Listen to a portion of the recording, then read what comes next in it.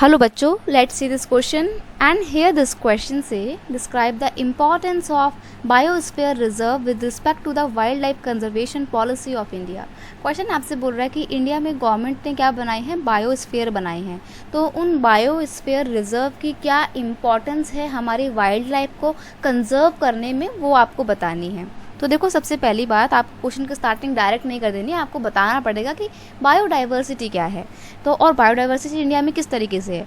India is very rich in the world in terms of biodiversity. Biodiversity के देखते में India एक बहुत अमीर कंट्री है, वर्ल्ड में बहुत ज़्यादा बायोडाइवर्सिटी देखने को मिलती है इंडिया में।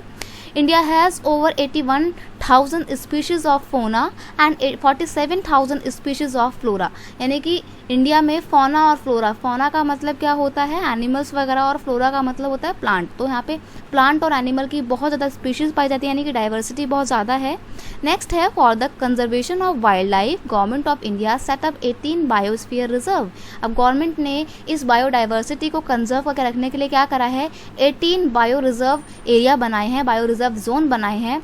These are the protected area. ये प्रोटेक्टेड एरिया होते हैं where nature, vegetation and animals are preserve and hunting activities are prohibited hair.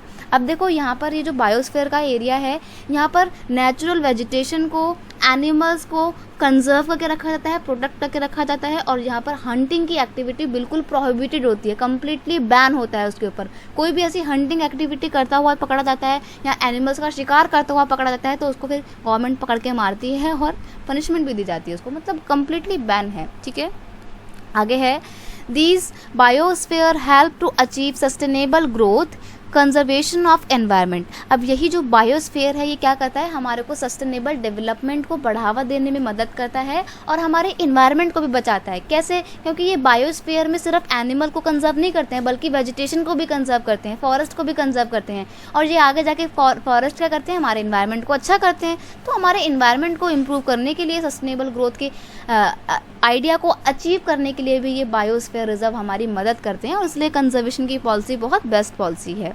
तो ये था इसका description. I hope you understand it well. Best of luck.